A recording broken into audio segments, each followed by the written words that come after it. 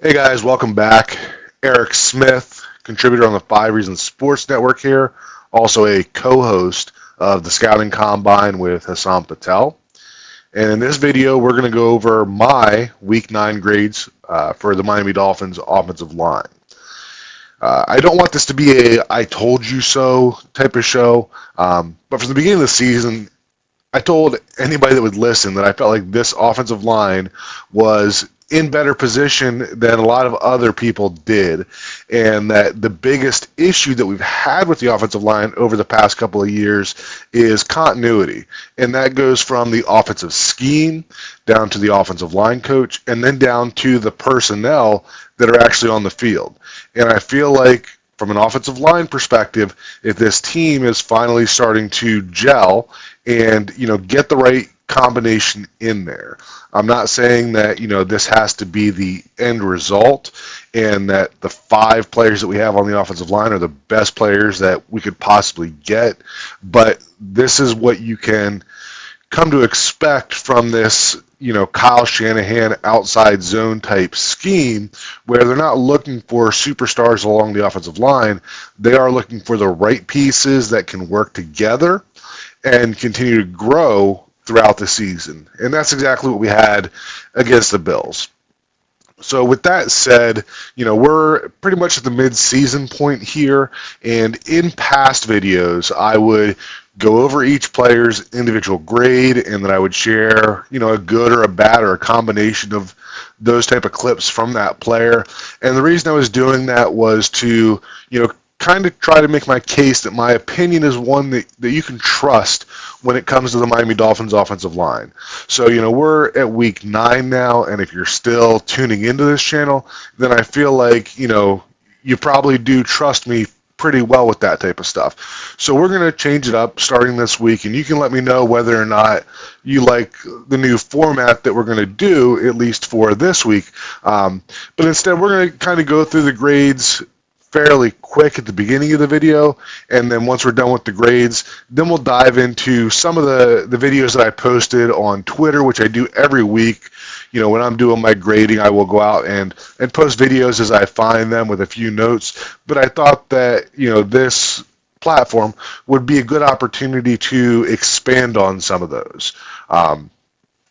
So like I said, check out the video this week, stay tuned through the whole thing, let me know whether you like the previous one where we just showed some good and bad examples, or whether you like this format where we get the grades out of the way and then we can dive into more broader concepts and stuff like that with this offense. All right, so as you can see here, the overall season average for the offensive line so far this year has been 8.37. And for yesterday's game, they were at a 8.25. And, you look at that and you say, well, that's a little below average. And even when you compare that to the week 2 grade that they had against the Bills, where I had the offensive line at a 8.32, you say it's not that great, but at the same time, this was the best defensive line that they've played in a while. So I don't think it was that surprising to see the grade be close to the season average. I thought one of the big things with this game was that there wasn't a lot of 0 grades that I handed out. There was more 0.5 grades than anything that brought some of the scores down, and the low volume of plays, the way that I grade, kind of hurts them a little bit that way, but I still feel like this grade is pretty reflective of the performance that they had. So you can see now that we had the same 5 players once again, and here in parentheses I have those players' individual grade so far this season. And our lowest graded player on the offensive line against the Bills this week was Liam Eichenberg. You can see that he came in at a 7.68, slightly below his season average. Again, not an awful game from him.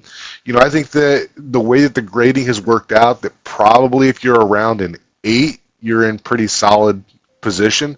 I don't think there was a lot of 0 grades for Liam, But like I said, just several, 0.5 grades, which is, you can come to expect that when you're playing against one of the better defensive lines. But that means that, he's not just getting, you know, beat like a drum. He's, still doing his job okay. There's just still room for improvement there.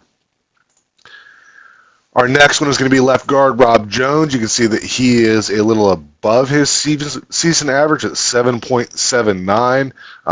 His 7.54 season average, that was brought down by some early season poor performances, but he has performed pretty well, especially the last few weeks, and that continued this week. Like I said, around 8 would be a good score. There's always going to be some athletic limitations with Rob Jones, but these guard positions are the lower value positions on the Dolphins offensive line, and if you're going to have players that are scoring on the lower end for you, then those are the players that you probably want doing that. Our next player is Austin Jackson, coming in at 7.95.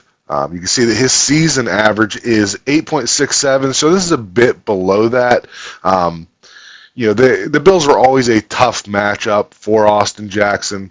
When I look back at his week 2 grade, he was a little higher than that in week 2 as well.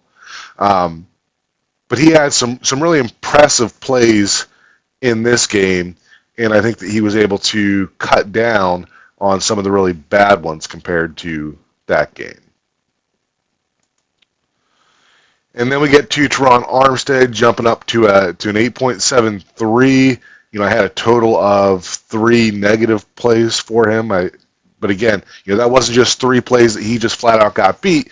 That was 3 plays that, when you add it up, right?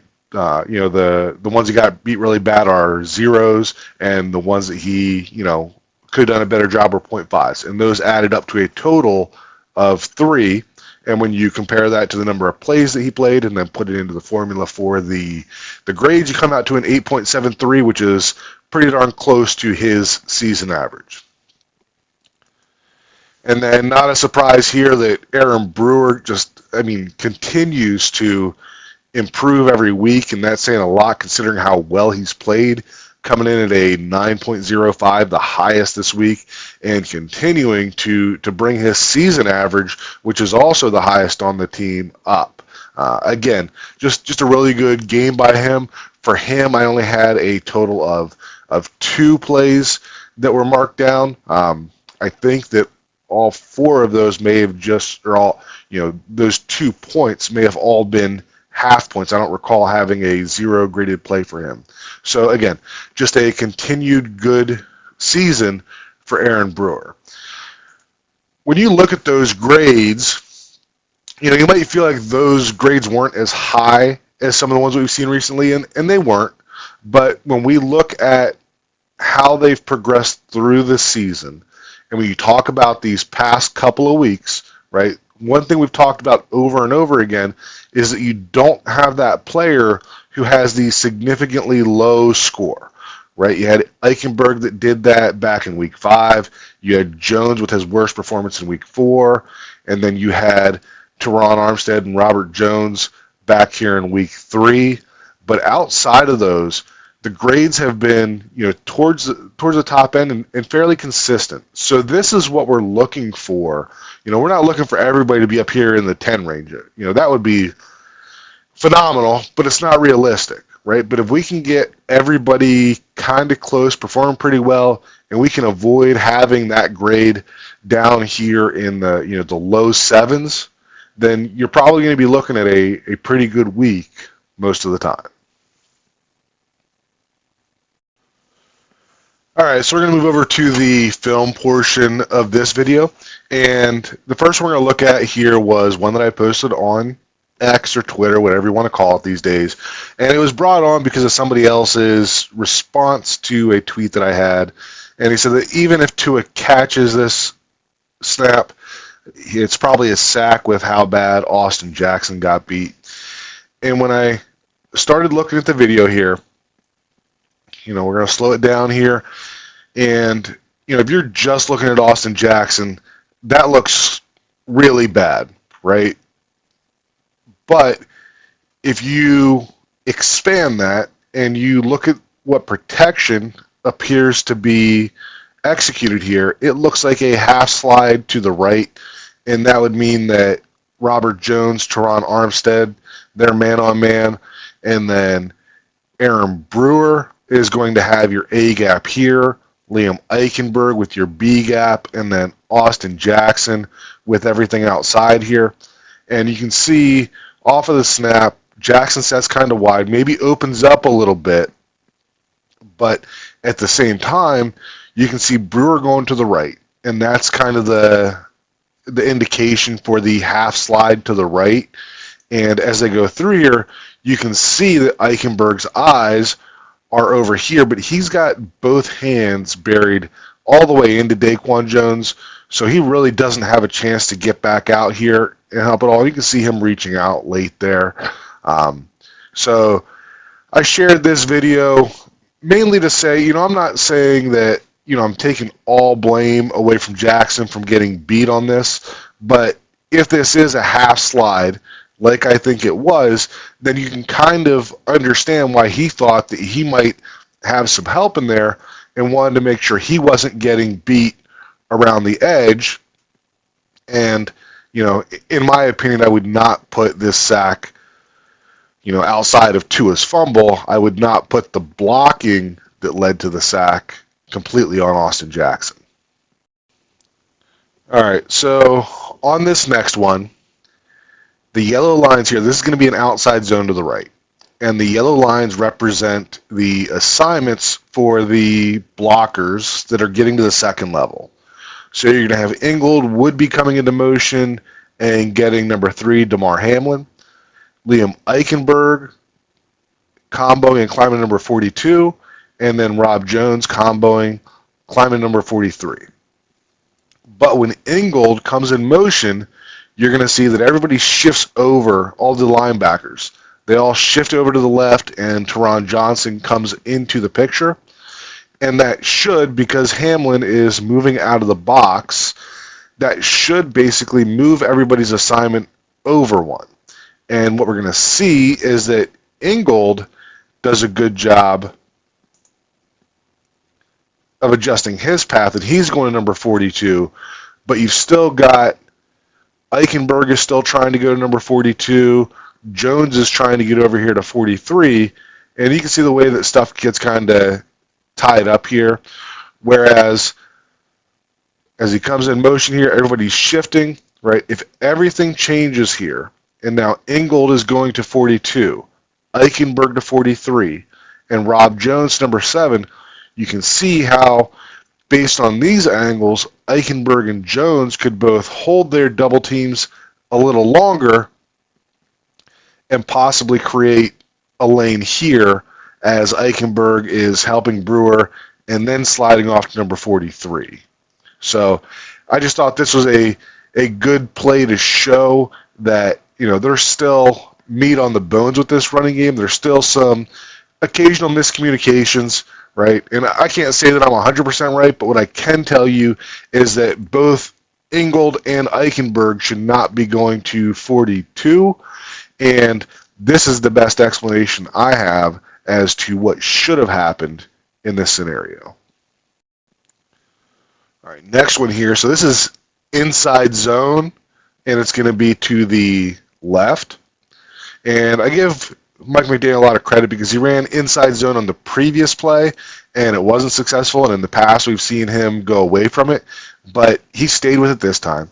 And what our lines represent here is that Armstead getting the end, Jones is one-on-one, and then Ingold is going to insert to this backside linebacker. So what you're going to end up having here is Brewer, Eichenberg, and Jackson have a really nice three-man combo. And you can see that it almost looks like a triple team on number 92, right? Looks like all three of them are getting onto that block, right? But it's all choreographed, essentially, right? This is just, blocking in motion that as they continue through that, you can see where everybody's falling off. You can see that Brewer leaves a little earlier. He's getting to this linebacker. Eichenberg holds that double a little longer before he tries to slide off, and you can see they kind of overrun it, and Jackson ends up on him. And then, of course, Mostert reads it well. But, when we talk about continuity on the offensive line, it is tough enough to communicate who has who, right? And then the next step is that you have the two-man combination blocks, and even that can be a challenge to, when you have changing pieces, that can be a challenge to, understand when you're leaving, when you're helping. But then when you get into the three-man combinations like you have here, this is the type of stuff that doesn't happen in year one. It doesn't happen if you have pieces changing, but when you have the same five guys for most of the season, this is the kind of rewards that you can get for that. All right, and then just a quick one here. This is going to be, we're looking at Austin Jackson here, and this is just going to be a power to the right. You can see that Ingold's getting inside, trying to seal that defensive end, and Rob Jones is pulling around, leading up to the front side linebacker there. But the key to this whole play is that Austin Jackson here is taking this defensive tackle, and he is blowing him all the way across the formation, right? And you can see that despite Ingold not really even touching that defensive end, he's in solid position to make him go around, which is okay, but certainly not going to call this a good block. But what really makes it is that even though Ingold misses that block, look at how far Jackson has moved that guy over, right? He's starting, a little off of the center line here, and by the time that Mostert reaches that hole, he is clear to the other side of the hash mark, and that's what creates the space that allows this play to work. All right, and then this next one, so two new concepts the Dolphins used this week for the first time that I've seen, and the first one is just a traditional draw play. I haven't seen them use it all year. They used it twice against the Bills. The first time was a little more successful than the second time. But the other concept that they introduced for the first time that I've seen them run is what's called a crunch concept, right? So when you have, one guard pulling, typically that's a trap play, and then you get two guards pulling, and that's either a influence trap or it could be, old school sweep, right? But your linebackers are going to key on your guards. So in crunch, what ends up happening is that both of these guards are going to pull to the left, right? And that's going to get the linebackers moving that way a little bit. And the reason they want to do that is that now they are bringing the fullback, and he is going to wham the defensive tackle here. So you're getting, your second level guys all moving here. Austin Jackson is going to seal to the outside, and then we're going to get the wham block. So this is, crunch is essentially a combination of trap and wham. And you can see for the Dolphins, this worked out really well this week. Right, so off the snap, you can see those linebackers, they didn't really flow the way that you probably would have wanted to, but you can still see the hesitation because they're reading, the guard to the halfback, right? So he hesitates. Jackson's getting a good kick-out block there, along with Durham Smythe. You get a solid block by Ingold, and then we're just off to the races, right? So this is just a fun play. Again, not a day one type install. You have to have run wham in the past so your fullback knows how to block this. You have to run trap in the past so that teams respect it. And then when you can put it all together, right, now you're getting into, like I said, guards pulling, and your fullback is kicking out, right? And that is what we call crunch. Next one here. So I was at the game on Sunday in Buffalo, and this was in the end zone where my seat was. And, I tweeted then that I had noticed the block by Austin Jackson here, and that I felt like when we watched the All-22 that we'd be pretty impressed with that. And I can tell you that I was when we saw the play on the All-22 here. So this is going to be an outside zone to the right. So Austin Jackson is going to be trying to get to number 56 here, which is, this is a tough angle to get to. You can see how quickly he gets off the ball, that he doesn't even need the help from Janu Smith here. Gets into great position, but as you can see, he's got the guy wrapped up. Probably not going to get called for a hold here, but as he starts to fight back over top, this is where you have to be really careful about not getting called for a hold, and where Jackson really separates himself is that you can see there that once he gets into that bad position, he releases, dips that left shoulder, and is basically just ripping under the defender, almost like a defensive end trying to rip around a block of an offensive lineman. You're not going to find this block very often, right? The fact that he is able to get off the ball, get into position right away, get his feet around, and then have the awareness to realize that, might get called for a hold if you stay in that position, but you can't just let him go completely, right? If he gets in this position and just lets number 56 go, he's going to scrape over and make the play on Achane, instead of just grabbing a face mask that could have been called as well. But rather than just letting him go and giving up on the block, the ability to dip the shoulder and just continue through that, that's a high-level block. And, you guys should really enjoy that and appreciate what Austin Jackson brings, especially in the run game. And then another one here. So Mike McDaniel, a few weeks ago, he talked about outside zone being the core concept of this offense, that basically everything runs off of that, even though he didn't, show a huge commitment to running outside zone early in the season. By my calculations, the first 4 weeks, he didn't run outside zone more than 10 times any week, and that jumped up to 17 against the Patriots and 20 against the Colts. They had less drives against the Cardinals, but ran it 12 times. And then this week I had him back up to 16.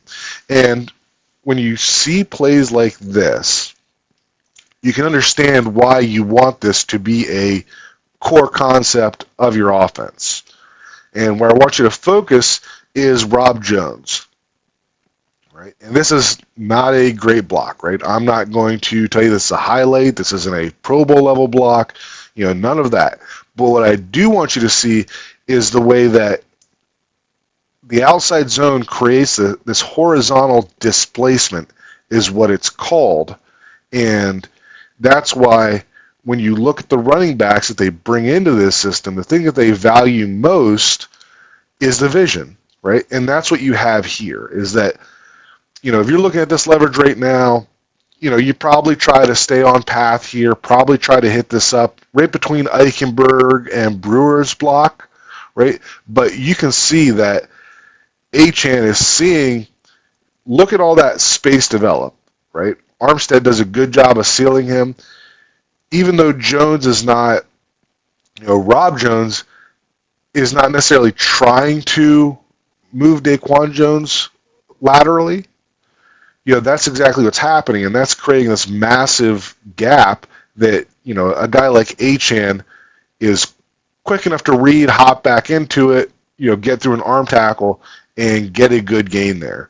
So, again, when you have the same pieces, it helps the running back, too, that they're used to seeing this type of stuff. Right? He can tell that, Jones doesn't have great position there. He might not be able to seal Daquan Jones to continue on path there, but you can see that this big, patch of green grass and cut back into it for a big gain. So this is just a good example of why outside zone is a core concept in your offense. Makes a lot of sense. All right, and then last video here for the week. What I want you to look at here is the leverage of Aaron Brewer on the linebacker that he'll be going after and the leverage of Teron Armstead on the linebacker that he's going after.